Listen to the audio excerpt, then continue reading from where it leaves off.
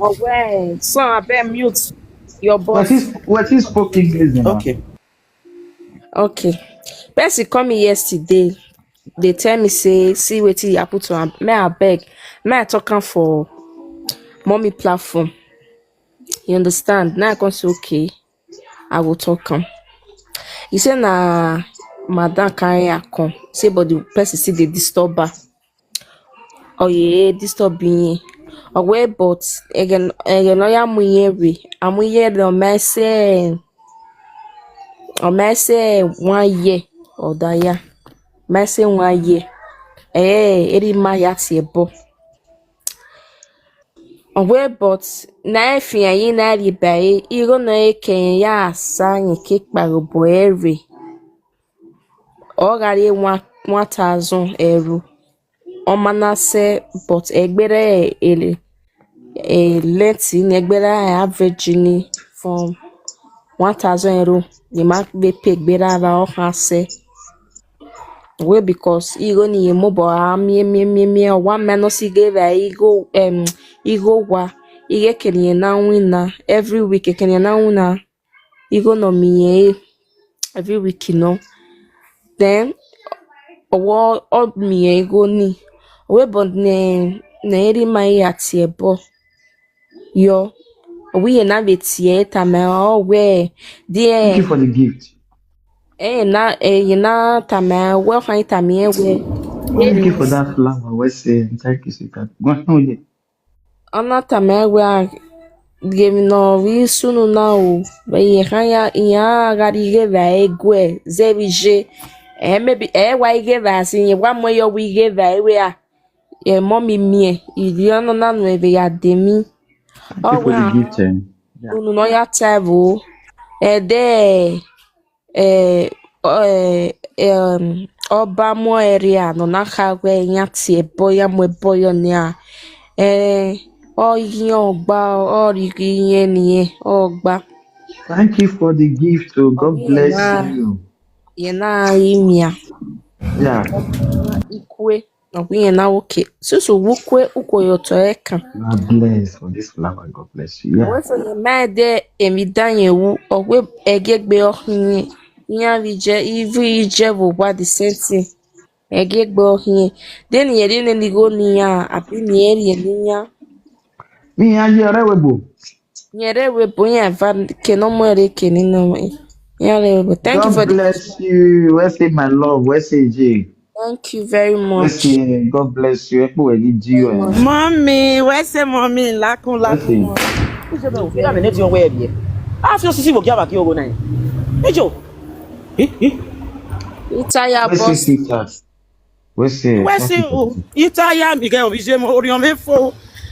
Wa tule mu me agita ye sa mo te je me ori o me fo. Where's say J? Eh, Where's na say? we do Where's no say? ki Where's filo say? Where's sisi say? be we bo. Where's the mommy ekoso di where's God the bless je? you. Where's the Echo ekotele Sodi. gidi yo? Love you Yeah, I mommy, love the thank lyrics. you. Where's say? Where's the je?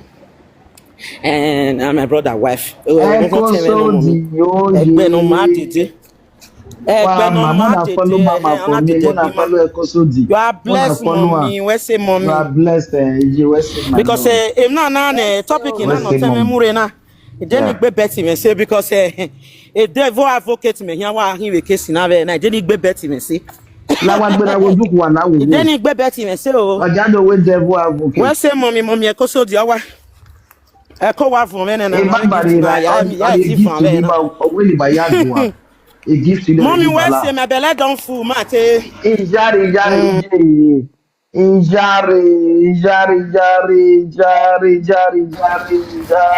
Jare. but Jare. before you Jare. keep back ọwọ Jare. onye ọkwụ ihe o ọwọ the woman kwụnye kwa yowu ihe dre ọwọ kwụnye ye ma mekene ye ga bie ye ma street ye ga je before ye can For the la gift. evo ni ye jena ina do rie aduro bekene ye jena evo ni ye jena West so Baba, yeah. ye the woman kwụnye yo ware owe bo ye ebe leva ina te woke isi ye be de e bati e campi ihe kere kere ye be mie ina te ya woke ni ye be ikole ono ya lele iji make a problem je na ya lele je make a problem in Nigeria. So you know okay, ya imadi anya wina here they Thank can't you for the gift. Where's the gift? you know ya Why am lada I at home? you know lada ya wina. Oh you lada ya wina Sister Lizzie, break what? I don't know. sorry, I think it's your God bless you for the gift, Sister Lady Mama. Pierre Guije. Osaba Sorry, even in Adibaweje. pronouncing is Tasi. Wa maje, wa mama. Wow. Olu Where's kosin baba him? na We really bana. God go appreciate. Where's him, bless mommy? you. Where's mama. Where's him, him? mommy? Where's Mami him? P na ka wa de pon ni mama na e wa go Where's re kosin wa where's maje. Ije Where's deje him, mommy? Where's him? ojojo. Ije deje My belly don't ojojo. fool. Imagine menu. Ije I can't deje get it this ojojo. thing today. Wow. Ije deje I can't deny. It go. May I go big past the rest of the way they collect. ojojo. Wow. Ojojo. I swear. Ojojo. God bless you, my Lord. Let's see. Where's his sweetheart? Where's Where's him, mommy? him? Let's see. Uvon ekpo weni hiya wonjo. Where's Mrs. his Golden, Wa no pa yi kwenye that mother weje. no? where, God go bless you million times. Where's Where is him? your house, Abi? where's your mommy? Where's Where him? is your house, Abi? Where is your husband, Abi? Where is your house? Mommy, the remaining one. My sister, you can climb up, Yes, ma. because everybody get your opinion today. Mwa You galo can climb up, contribute sister. your Come and say name. yours too. Understand? Mommy, money, my So, ATM, nah. Mommy, I can see the number one who talk. ina we na ka ye no maneta. Mommy, thank Me you. mama me ya close the 1 o'clock ibo bi asan bi ose. Agwata wa ri pon ni yi mana na we say ji. We say God bless you, God bless you, God bless you, God bless you, God bless you, God bless you. We Let's say see, mama. mommy. Let's see. Oh show Thank you it. very We say much. ji. We say ikmo won wo. Oh, We say shit. mama. Wanna subscribe for me or wa You subscribe ni believe in me? mama wala o. Wa subscribe me Why wala subscribing it, o. mama? It's mommy don't set his Miss subscription. Golden, where is your? I don't set my subscribe there abeg. I Oh wear no, na say the better TikTok. Google buy that madam. Na I know better you one do. o. Na better one. Um, Mm. mommy, wala, everybody get your opinion. Agbo ya toy. Oh, that's all You know, my ya opinion. toy toy. Oh, no. Uh-huh. Na valene. Ewo wala dukun wala odukun. Mm-hmm. Wọ́n rẹ̀ wọ́n pay madam o pay igbe madam edo tọ́wọ́ ẹ̀ no sentiment. Understand me? Have a tọ́wọ́ mi.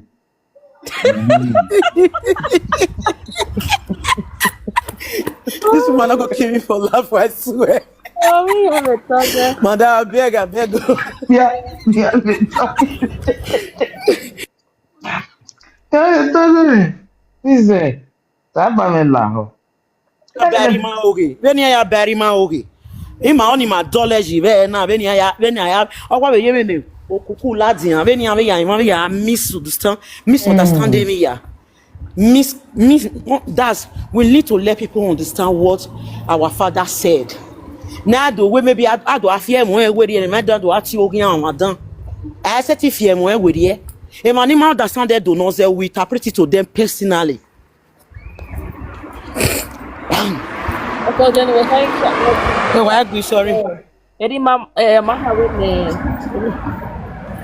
What yes, that matter very matter eri mama we ni age asano anomu yare emeneri mahai ogwavu ukpugbe agiani ni age imu ade do ya segbu ni amudi ayunu po you can who eti mu marry or maybe on win have a good place in the poco parola adam you win have a good place okay do asigo wenu pere eri mahai so all those people they not take it.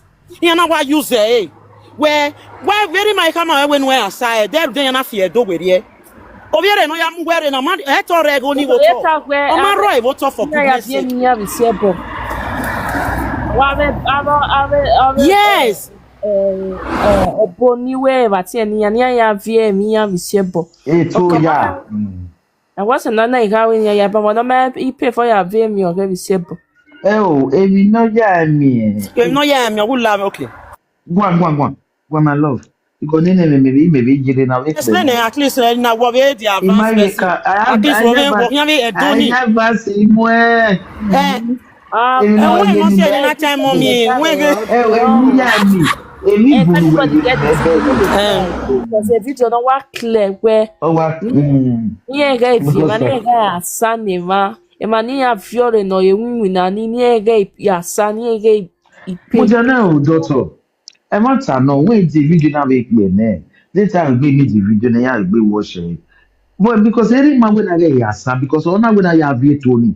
O niye man when ya I do fieto masana. ọgbẹni Ona when ẹgẹ I have yet yasa Tony. ọgbẹni ẹgẹ I when fieto I get ọgbẹni yasa aboya abi to ya n'ogi meva tie ni ya fie ni ya fie mi ya were pe ni ya oh yeah fear.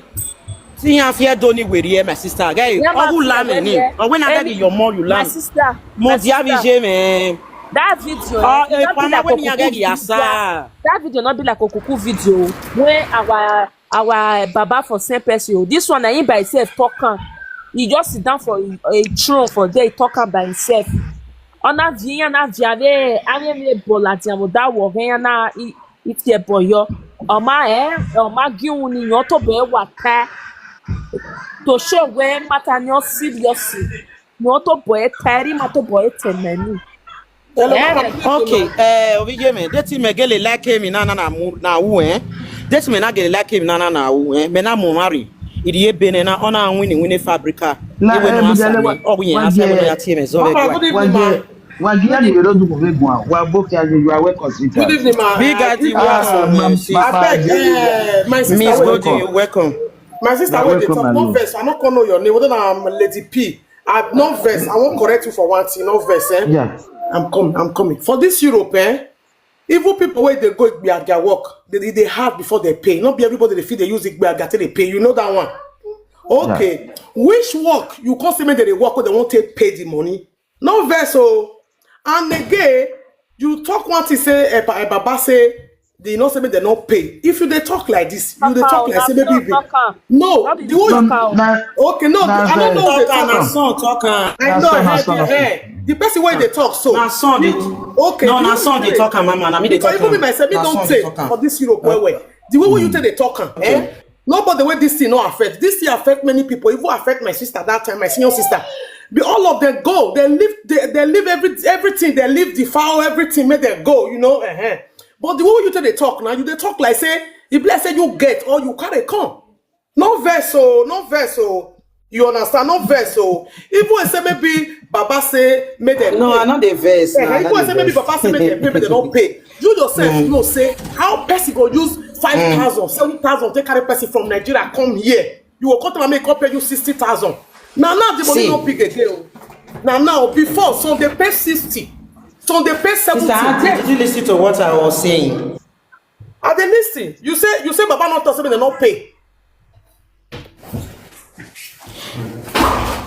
Sister, wetin I talk? I say Papa Papa say me no say me dey no pay. when I dey momare ye.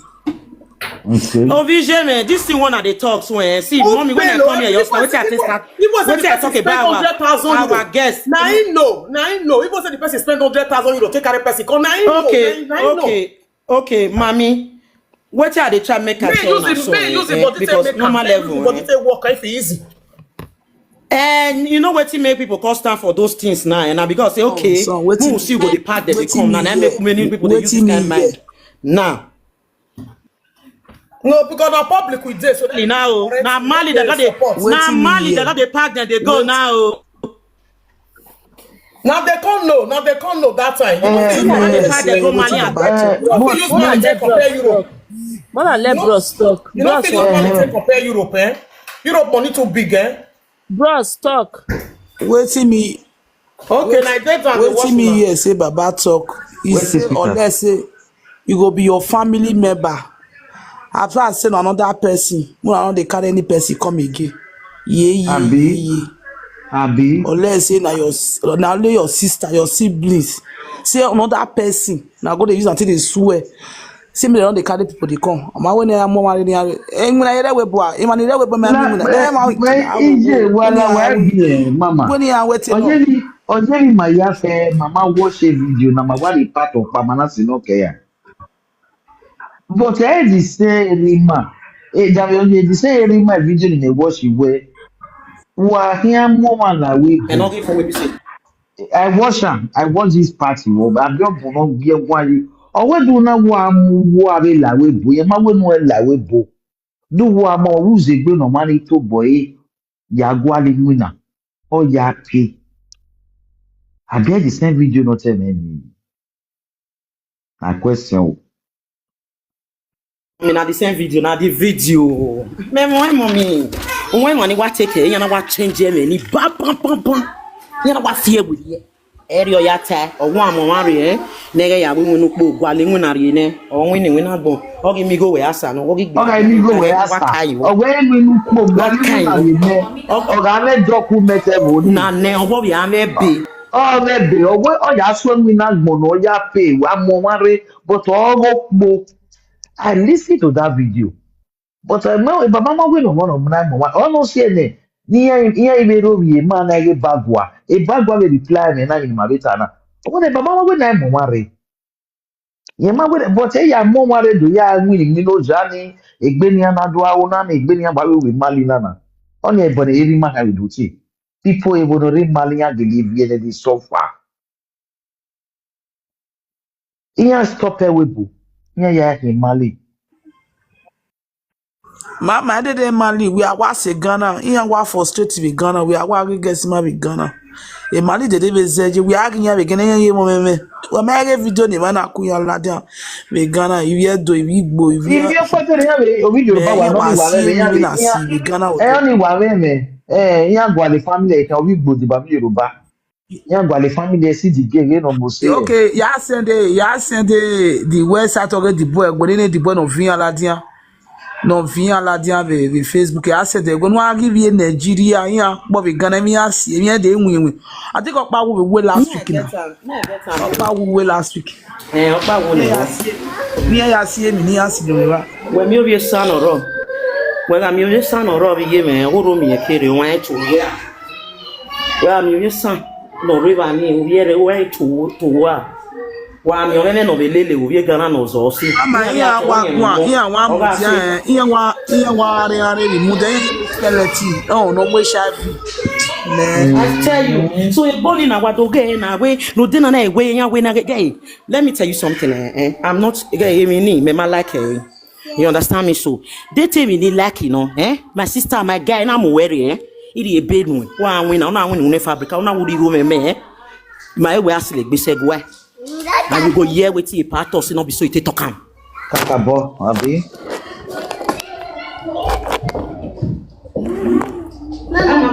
That's me want advice him for my opportunity. Wa me go to ya mo get why are you going wa agwa lo kokko pade. No kokko no bi go nu. E ke do mo get wa go get gwan ma na odunu ladin ogogbo oto aso ayuto. Gwale police gwale ma no e ma be mu yan ria be ma na e be police. E ke ne de we atim ladin e ke ne de we na go wa mu we yin say we yan agbara we gbara. E wo to na me na. Man, this that you know what do ya we boy what you know what in the we boy what in the little to here you all the ya here. Mama. We are the we bo get we na you know more na few we na go ladia have a police man here we going to tell you how to me though they look say maybe they mad but they watching because they don't know everything because our people they work they follow them so that make the police people they can't even believe they believe them. Don't be saying should be. They believe. But boy, I wear mama we are asapika. Oh God, so imagine cuts. Me boy, I have mama asapika. Just chala asapika. Me do the shaya. We do the shaya with mama asapika. We do the shaya. This is the Mama. We have a topic in the GP here, no cause I never matter. Ni the girl ya start. Ime working be on well where the woman ya threatening ije the madam wa only man make it my beg am me so no me na me worry na ya imagine ya popo wa who face on no face we down you face the person who work ko gbare down e ko ya have toss wa to ya have toss na ye mistake you see agbo mani wa wo ma be odo aro e neck why ko resolve kere who can my oya boni do afia wo fia o me no ya agwa no ya anwo e why everything when we threaten each of your can we wa on na pa ya tawo adori where you can be there we going to force e gbe me ma make sense now ma make sense o be me meresha me wa ogi me wa gba ma be mama gbina ogeda ogo mo vi je ma wa we mama ta le gba ma be ti gbe mama ti e bo ni gbe so we no Nigeria na we no ko re ro o we na do phone because e Kenya na do phone na ya ri no ba ni police na do monitor very here we Kenya we na me gbe de Nigeria ya ri ejo we no ri ejo be Nigeria to avoid police problem mana do wa ha me we wa college we wa no ri ni go jo wa de account yo ni go wa ri yo wa da no do ri yo boy mana again ni to do am information on to ya record de yo to o wa u pa wa no wa ka mo gba le pe wo wa ri e wa zin yi kan wa ri kan e wa time no do gbe we bo na ye wa waste e bi no me na awa do mi o ye ma make sense na when you go settle or mo be ye na ya threaten no ma o threaten no ma make sense then the get win ye go no wa de pa wa be back be Nigeria e me wa ense bo e do pa wa back be Nigeria e get Nigeria you know asile kasi no we here unu do ya threaten na be je wo kwa we are threaten na be there me ya do me was you na abi do abu Okay, na nada me na.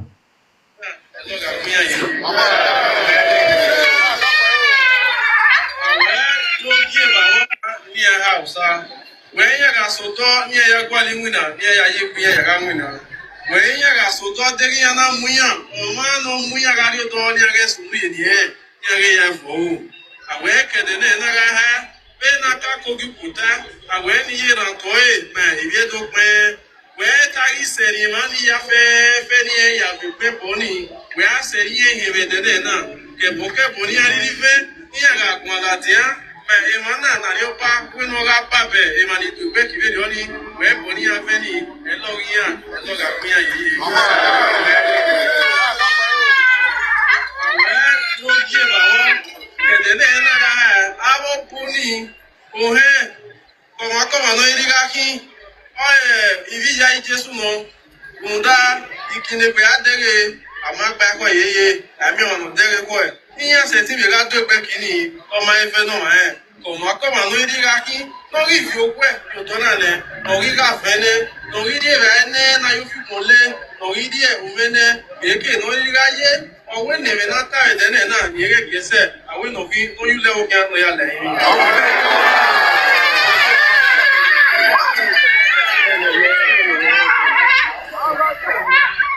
awe ke de ne na ga opo o he ipia ke wiwo eke ni ri aye o te do na ya ye o te go eyan ye ni awe ni atu pe kini ko e ya ri ajo na wa ni awe ni ya yin afe bo wi o we ko be we ni ere pe kini be to ni ga ewo do ni ya lo do ni pa awo na efe ma fun na ne boya ku mewe e boya gbe han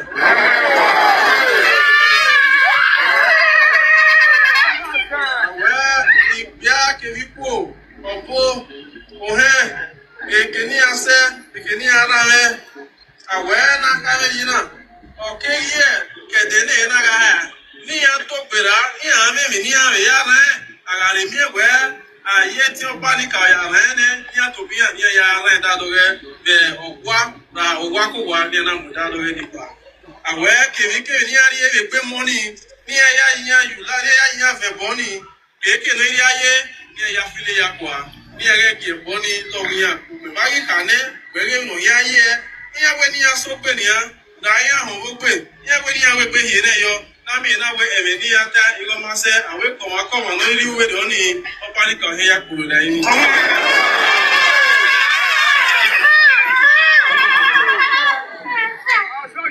awe e mane to ya fe edene na awe na gi wa èyí bu anẹ́mẹ́ tó bá ìdẹ́lẹ̀ náà ṣùgbọ́n ọlọ́pàá akáwà ìlú kan náà àwẹ́ ni wọ́n ya fẹ́ẹ́fẹ́ ẹ̀kú ẹ̀pì owókò nàgbọ́n yá mẹ́ ọ̀nà yá ẹ̀kọ́ bá wọn dọ̀lẹ̀ wòyí ẹ̀nà yá rí ya àwẹ́ àmì ẹsẹ̀ rí ọ ó yà ní mọ́ ìfi ètò ònúsọ̀mọ̀ ó yà ní àyíyàrá yé òtọ̀ ọ̀rẹ́ rẹ̀ ìdáná mi wẹ̀ òtọ̀ náà bá wọn yà wẹ̀ mọ̀nẹ́mọ̀nẹ́ tó tọ́nu mẹ́rin èèyàn òtọ̀nù yẹn náà ní màmẹ́ nù Yagi buy Yamusa Yamu, the war setting the Boma setting if you want to king here, and where corner, and my column, Teduna, a Maya Fefe, Imo, no Kyomonomaka, no Kyomonamu, or Born of Penia, El Hen of Penia, or Born of Yavebo, or Hen of Yavebo, and when Watopera, and then I move for you, and then I no yet to beg Guinea would deco there, or we a whip, or we a Yaku Zuluko, a Yaku Zoka, it is already, it is you, Yeriata, Yeroga Pastor, Yerogafa, Yeroga Muslim. We are saying as a tip boy, and when we can say we only no panic out here, Betty.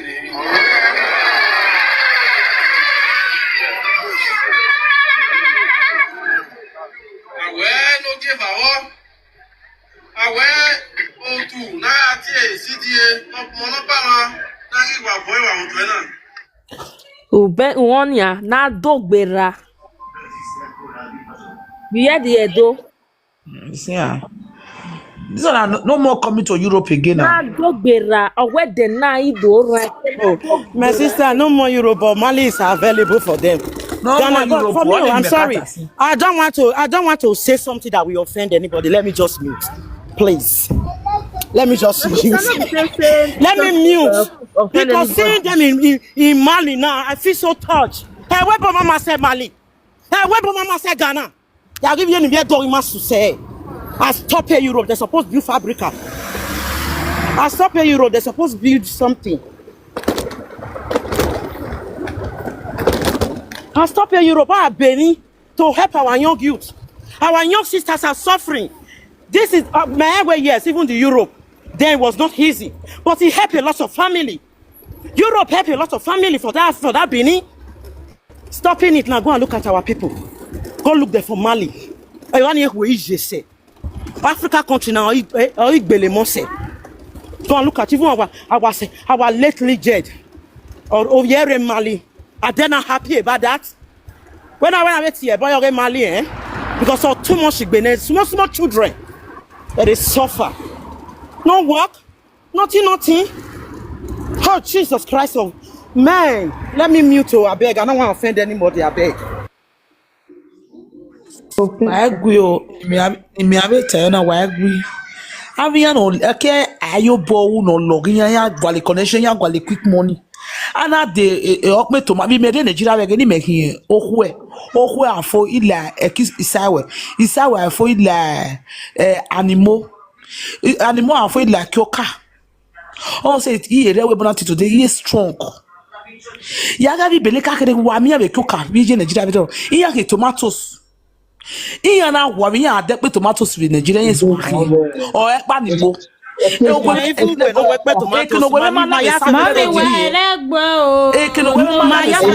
Mama, but at the end, you not see mommy miss your golden. Yeah, wait, you not see come Europe. Wait, now may I first say stop. Mommy, I beg, may we the newcomer sit talk. I will from upper carry orange. The whole go a jeep for Saple Road.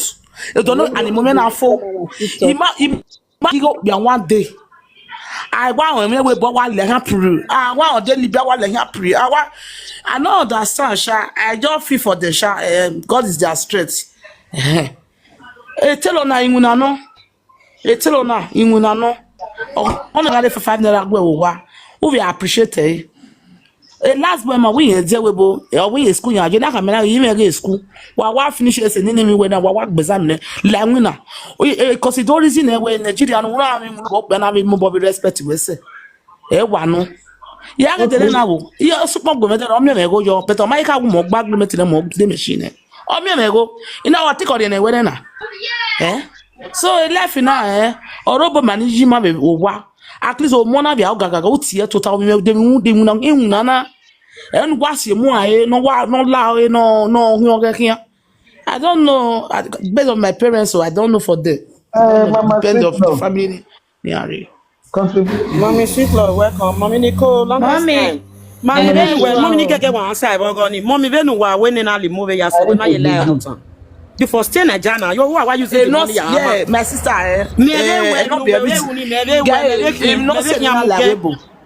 My sister, I'm not sending her like boy, any other have a live video. That was a family matter. Mommy, no, I just You use understand? them, and I just use them.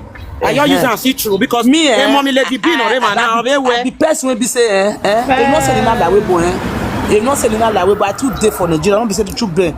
Okay, sister, no worry. No, I'm not jealousy. secret. No, not go there. So, no, not go there, mommy. No.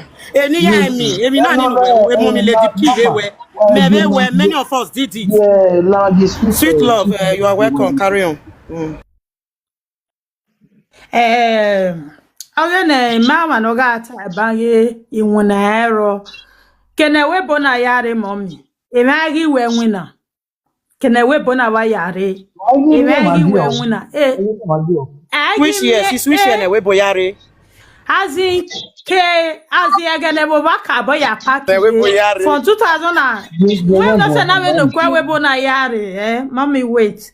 Okaro de o. But Kenny Maniva le lapa na ya so na pakire since 2011 abi 14 ya day underage my ya paki ade we bona ni we egbe mejo because ye tin egbe men wa mi na nebo wa ya vere kaka bobi tali ne ya na vun from 2015 ya day e bai be do reduce na e ba so ro no pa wo kwa ni jin ebe ni ya ba e so se na ya ke do call family aga ni aji we understand e so le ro ijin ave to bi ave ri ni ade oge ne baba na to stop ni me like because why me wani wulo yezeni we cousin ni o se ne ni wulo ni ma be se na no se na bege ni ma de mi obun se no yere oto we understand just that ni me like ni ya na iwa bure gbe pari mali ke na are mali 150,000 no but ya se ba nu udo me na omu ya hia we ni adore 2 million e so pay 1 million ya ke do me 1 million ni ya pay o ma dey easy we understand just that mo igi oni awe winner e so igi mo oni aje school because ya make urgent money and money we bona most events obviously e never ni Nigeria ni regional like gbe the so na oni ba because why e no why marry 100 ari o wabana ya be change e Nigeria bolo wa be me so wa e no 7 wa re gbonare gunwe de yo de eso we de yo de ya de eso e pressure oge ose obe jian we ade eso o ame obe jian we ade but oge ne baba na stop any me like e wo bokpa o but o bokpa e ma we like e but e like e wo bokpa because where ti mo wa leze ade uze maybe 400,000 o mani e se bana uwe no dori e mebe ni ayata deni ye do yata o igwa etinge do yata neni ho o ebo uwe no dori obe hanu uwe no dori obe hanu we ha bossa momare your papa momare mama we no dori e vade by zero e vade by de by mebe ni ayata obe hanu obe nebe obe uwe no dori enu and a risky no one take a day where my we understand it. It's why I say manana ya do agbe or marry all those kind of things. $40,000 eh madam e fi am me with 96 mama to where lare oh I look at it na with 90 me almost na me hana mama it's all mommy o sha de Morocco ga ro begani Morocco ga ro de me ma me de man e man le mommy it's all ni viara kana ni agbe ya kwa mo we wo de it's all ni ya owo ni sa it's all ni ya we many things e Morocco e master de na wa iwa ni ya wala na e ga ni Morocco na ro ma ya understand mama nto ge ma we ma ugbeso ore shaky point na lagbera maybe ya wa gare guess na ya wa guess na mo se ya wa vian tore mama oni san ya na wian ya be wian wo he many things ni ya wian so ya guys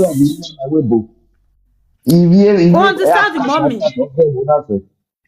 Yeah, yeah, Ehe, yeah. yaga isema na ne where no dori obe ne abi obe a no dori enwe we risk no take it where we take a risk no wani we ya ta no take it re igo ni Yeah. opologbe maybe o ete tare maybe ni afien ni wo to igo ni opologbe when ijo papa mo My ware sister, maybe when my no love, dori obi my love, senwe is more my love, better my love. When we do I say mommy problem ni, yemenusa when we do I say problem na be unison so we mana eh. If you dey have any we be niya, oh no ju gbigbi agaberio. Egbe me do ju when no more money when be when no we be ne. Obi we be ne obi ni mommy ego obi quality go ge ige be ni Miss obi waiting, quality. nigga, okay? Miss, ni ba te the last one, I need to worry. Oh, Good afternoon, my we love. in Nigeria, we again, eh? Oh, wana do, iga ale go ni ayato ba me le o. O teme no bi ahum dan, I ha te bo no mare ne, ni forgive life, you know. Ona use a passport me ona ya do mo wa we ade when he me bezo say if a pressure here you only pa wa you only pa wa obana deceive me ye wa me ya mu me da ya wa se na ya win na all those kind of thing bezo say me no na me ka be bie na me ina wo ke ade mama wani he say adaba agbera Nigeria amehia bua ye abandon me Migi me ya to be me ade. Me give ye se we bona ina tie fo. Igi tie because iya we life na agbe no wo man say. Ina we ye tie fo. Ah sister o ye ni je o he ha mame. Iya e ham koko muere. E no wa sunu. Igo ni ya ke to ba me ade. Ya ma no se enyu wigo ni ya muere. Mami e me beri oni gba. Igo ni ya to ba me ade.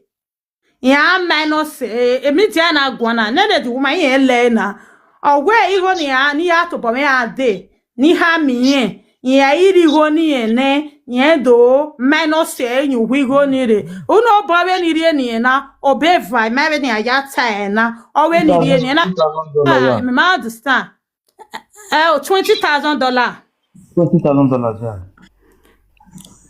yeah. moto bome re o Go wait to born. just that nyomu motor bamere because nyos we the journey the bag be I nije aga the si no na me ni atie e ba ni me yen na fi me fu awode we he that do explain again otin ewu yen me mi go blah blah blah but even say na motor bamere o wa no mu me gbera weze ona do a friend dey or say me no say me ready talk we mana o ba ni na do ha ma me get sisi you go me magba no ikere na say mana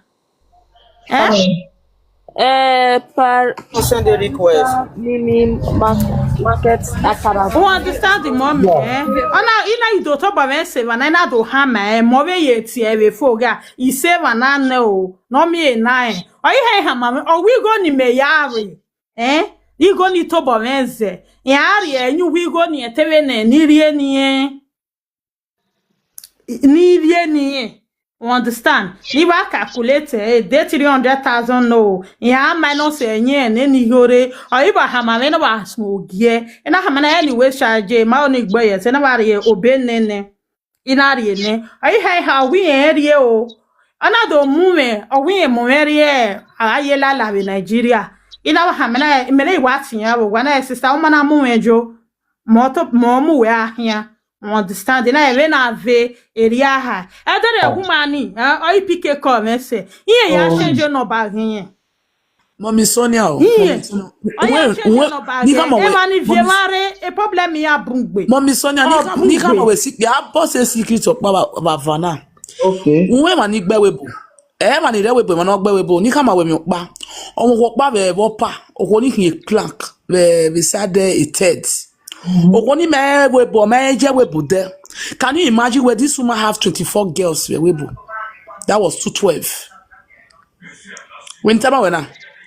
Ema ware Nigeria ba ye ware tomato si be kesa ba. Ye wa afie gesi ye webo. Ye me de webo there o. Yeah. Ye me de webo there o na. Mommy God, mudia 1 minute. If not say ni na TV yare o sero be mana no happy ya. Anyway me percentage o ya. Okay. You understand? Ya my area, but ya mo save mana. Ni ya tie, maybe to ogwane connection with me miene. Oro wow, but all me bo be That mana. woman wey that sister dey talk, if ye ori mana, if ye ilije, enya gbawe. That woman wey dey talk. Oh Okay. baby, ro egedege va o wa me egedege va. Iyin lari na lai epize o lai yari. We are getting ye gyan. How you ware? Sisi yan Nigeria. Ine anyone make Now patisha. 113.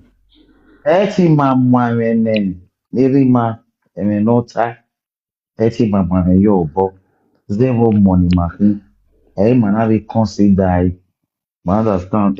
No. Na ebi data we keke. Ipeje sonia. Ni babata. Everything. No. No. My fear with it. Sometimes I be hearing. When we cut sometimes we are happy. We are happy. Yes so. Our people because na egbani magelele gị na bana bidoge be ukiwo nwe gwamba ibe vi point kere bugbe re ade sitana ya gwamba wo bokpa yin support bono pa ma support una neme yeti bitobi wo bokpa support bono pa ma support ihe agwa la we bona message we ni ami of Africa my sister imaye lewo be madam ani bunwo my success my live fine but to Africa onye bụ agba ma wapi wala ho wa gbi top bad inu na ni na bobo na pity yan Mommy go go Sonia. ye obo Yeah, na make the young youths, make they come outside, go beg, Mommy make they go Sonia. revise this thing obo because E na no di sunu. carry money. When ya call ye bowa. Waya bowa. E no sunu. They have refused to establish them also in Nigeria. In Nigeria. So anytime I have younger ones, I am just tired because when you wear salon, a salon no way in a week you will vary. You understand? Most people don't even do it again. A week up a job. Okay, what went on in case right now? Okay. Where we are swear ya we have a delemi waste, I have a delemi waste. Me no do it. I give me no give them with I give me no give them me. ali ma yana yidele In Nigeria make na. Atilapia baby na wari in Nigeria. Mommy, Ale gile. Hundred people I want him here, right? Ya can't great to her sister. 100 people I want him here, right? Ya can't kparo ni woman pata ma na gwan they really make sense ma no tie either ki woman or the other woman wala o ewu ka ma hin ake a stop me o ma keke na ri mi yo to ake a stop me Okay. multi bro, yeah, multi. I'm a keep wetin business. na me ni wo ta ke so because wetin wa stop me and the reserve run in the carry na ri wa yi when you stop Italy, you na mo egbo yedo edo na can we we gbaga because you stop yan the port na ro as in ero wa in ero if Africa Me, e cotisti. Avo gina do que cotisti, abatu e cotisti. No, ginha yagi hin. Nigba ni ro. ega na ru le na wo bo ye so mi o ana re mu wa la bo mana ya so wa bi le mo so ye mas Africa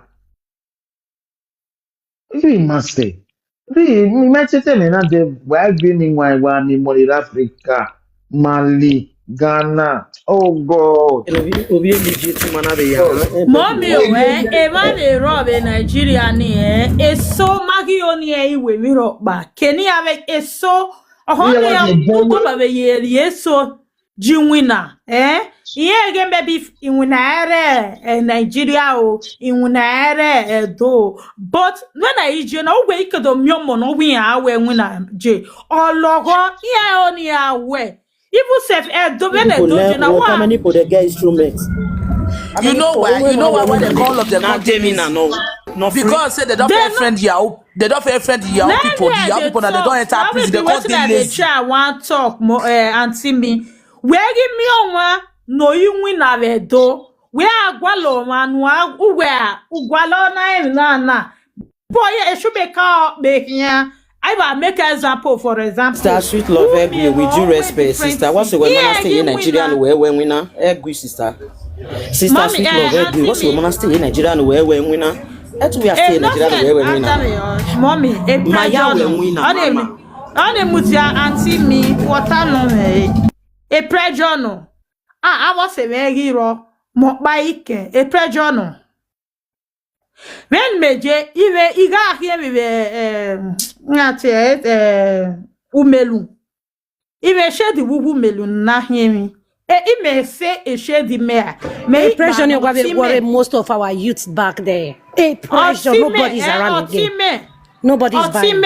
Oh yeah, take over and then shade okay. A shade may stay for years. Me money your master 1 year. We a cumelu. Ila ame shade cumelu. Magic climb up now. A pressure okay or seve ba mokbarike. Oje many guests maniwa de young na many people. I'm Sister talking about myself. A pressure okay. Let me tell you something. See many in school, my classmates, till today you're in Nigeria, most of them are doing better. A pressure, give me my one day.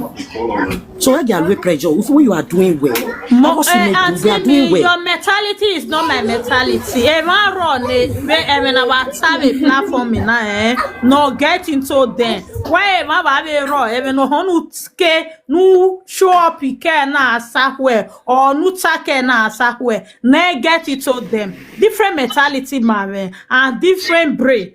When a brain man, but when you pressure my pressure my baby Najari. I'm a Kenny school say na do tuta. I'm a Kenny school say na do tuta na do work agbame. You hear me? You hear muge. You hear lots of things. You hear limo. You hear car. Yeah, to talk, but see, we have many of my people will be see. They see my people where they go school. Most of them, how much do they receive for salary? Because when you want to become great, I decide myself. For flat. We are where I'm boy. I miss this is that no. Me want no. On I when I'm coming again. One body. Okay, sister Nico. I am a boy. I miss a money training in Opajiva. Oh, why you need me? I miss a boss. A boss of 30 minutes. Go to. Yeah, for flat. Two flat. Mommy, me go there. Sister, Dorian winner. Now we will get Wow. Mommy, good afternoon. Thank you very much.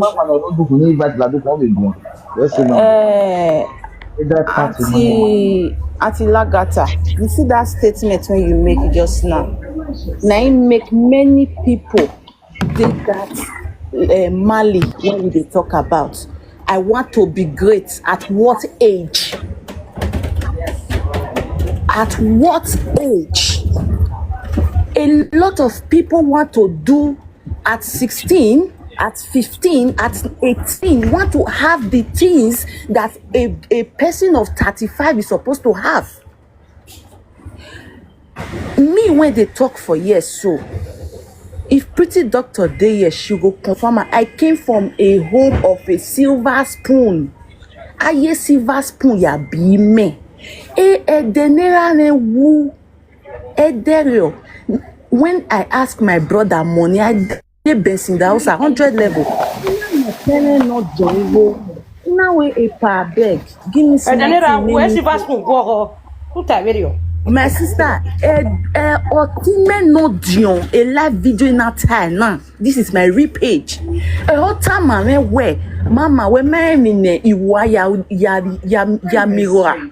Where go your night? Oh, I was then I was 19. Okay. Cool, now your network now go call the carry all of us away to jail. Your mute first. Maybe we continue. The way Bonnie make your network not clear. I worked so hard. we network. A network where me no good Network. you know you dey disturb. They disturb the rest people. Why Your family first you close for work, you can't why contribute. why agree? I want to make Oh, one Mona, no statement. vex. This Or where issue of merit, is that it Nico merit, you go explain that merit for me where. If my phone, please I go enter I want to go one thing. Vodafone, This issue of stopping people from coming to abroad. Is it the issue of Edo State? Now, I'm a Edo State. Problem of Edo State. No, it's not the problem of Edo State. That's not the first priority of Edo State. They should establish things that will make people be active and be working. Exactly. If maybe why go if you no get rock power government if Bevolo build organization of this organization now clinic company in case people when want they do clinic for people come they go register their address so they will send this one if you need cleaners or they send come on house or call the clean house or once in a week is that no job? They are eating all our money.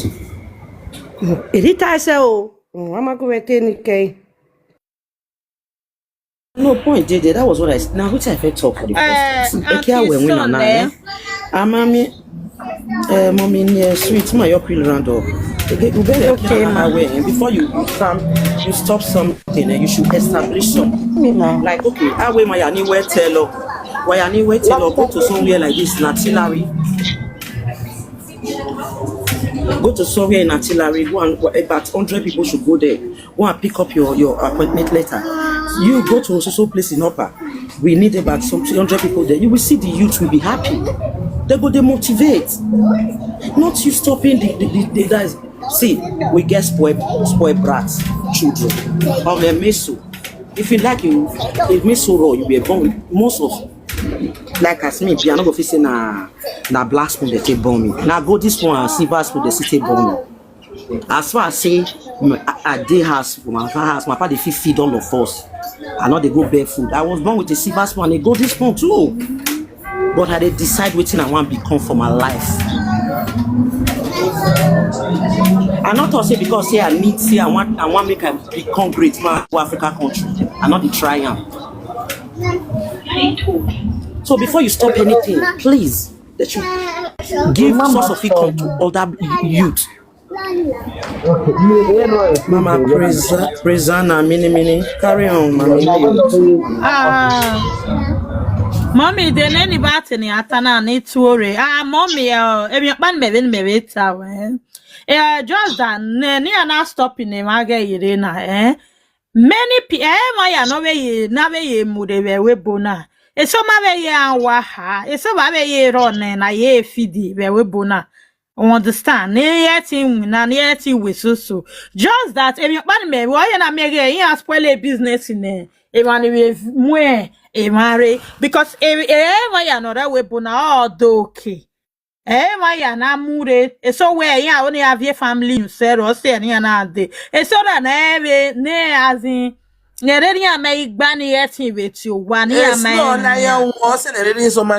not the level you understand so for me chani na we na get ne baba na we na get mu mare aye na me e as e mani gain have business e may believe you get or affect because ever ya no we there we bona we do okay e so we run him do okay on e na we business or affect u beg Sister Sonia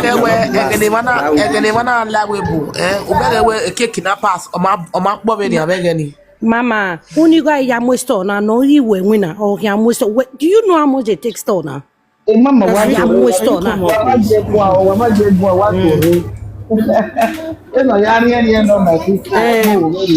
Sister, Pajima, climb up again. We are sorry. Climb up. I'm sorry.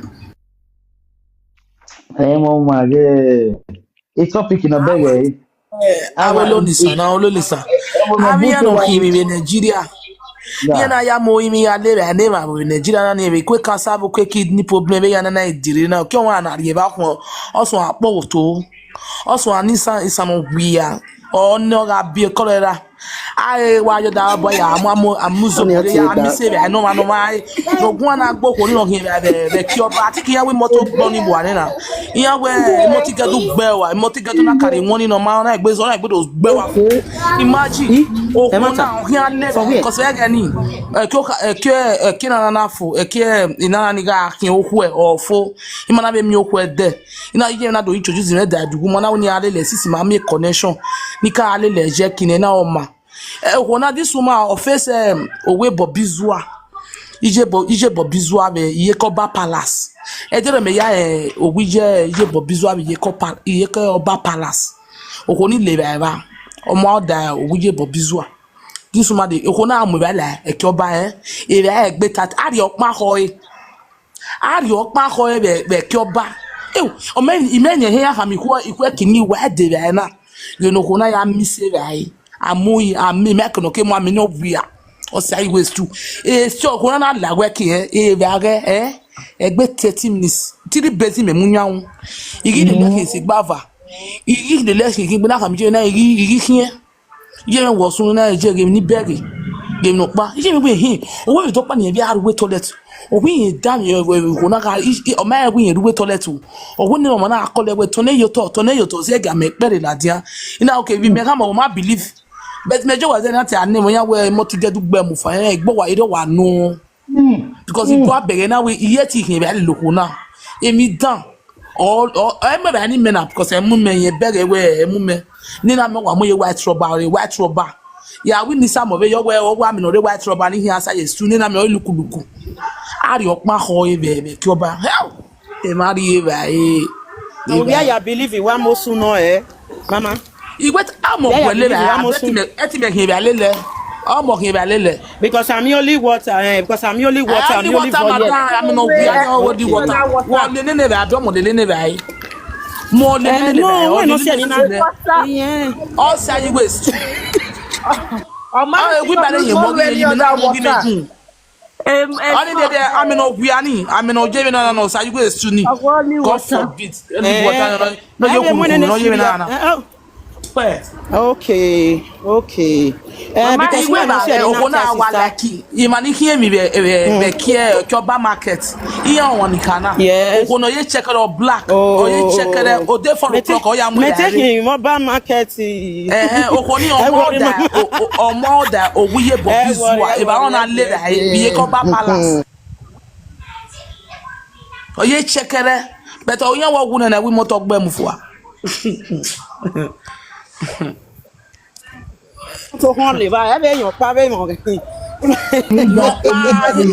oya wo kam ni accident e on ka be mi moto ka be hit o pa ise o ma ye o me pesa ko pa te won ni we na ni o ma ho eya ale na mu no ma ya ga ije Nigeria be da na iko na te gbe mewa o na no gba ye ma believe it na o me so no ma believe you way o ma way down.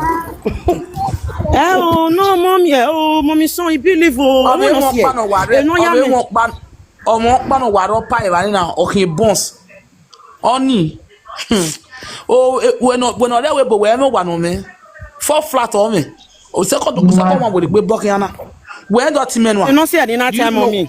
And when no say na time Mommy, no say ni na time na ni na ino when no say that woman. Iji me e restaurant say je me ya bo wage. Oh yeah, be first sorry, be second sorry. So it might be a way or say not in a way I'm only water, I'm a prayer water. So when I wear only so I say man prayer water or that bowan and because easy me our room, a room wana early morning very on my cake so my room. We pray to God Almighty. No, my sister, I say any man that way. We are more like 30 minutes. Ogoni o ye check it on we barrel at that for if back. It was not time. It's son, hold on. I'm a no tab by your room. In other video by the wheel Hana. If that you go in mind.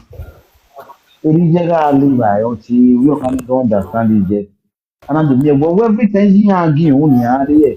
Go together and go back something from. Or don't wagging, man. Egani jẹ́ ìjọ ilé no mara wo mo. Aye we am working and we continue.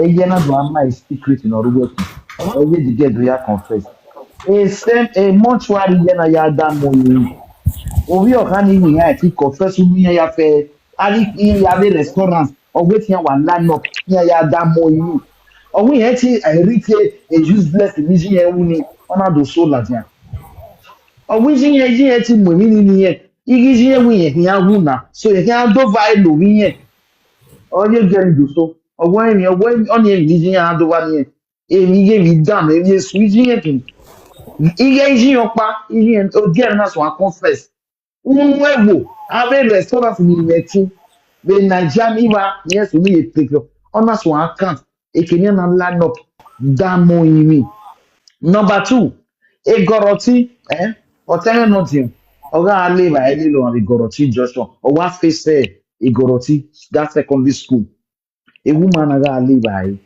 iba ina mi otem o iba ina be nice ibani e wa kabo wa na wa di mi da egoroti wa o ta ko tene na ọgọ bụ na wimese na hina okwu na agbụ ya line up ọhịa Iyo, ndị okwo nwere no more da gonna teach us on one.